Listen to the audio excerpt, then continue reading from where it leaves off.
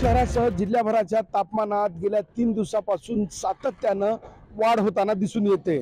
परभणीत आज तापमानानं 40 गाठली आहे। खरं तर गेल्या 3 दिवसापासून तापमान 40च्या पुढे आहे।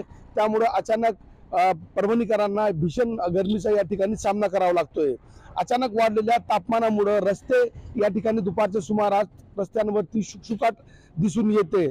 खरं तर रमजानचा पवित्र महिना सुरू आहे आणि वाढलेल्या तापमानामुळे मुस्लिम बांधवांना रोजाचे पालन करण्यासाठी देखील या ठिकाणी मोठी तारेवरची कसरत करावी लागते।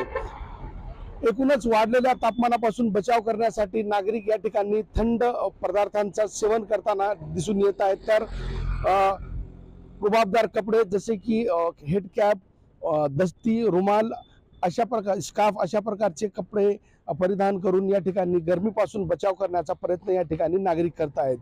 हवामान विभागाकडून वर्तवण्यात आलेल्या अंदाजानुसार परभणी जिल्ह्यात पुढच्या येणाऱ्या दिवसात तापमानात सातत्यानं वाढ होणार आहे। त्यामुळे परभणीकरांना येणारे दिवस ही संकटाचे जाणार हे निश्चित आहे। व्हिडिओ जर्नलिस्ट सैयद खिजरसह नजीर खान, TV9 मराठी, परभणी।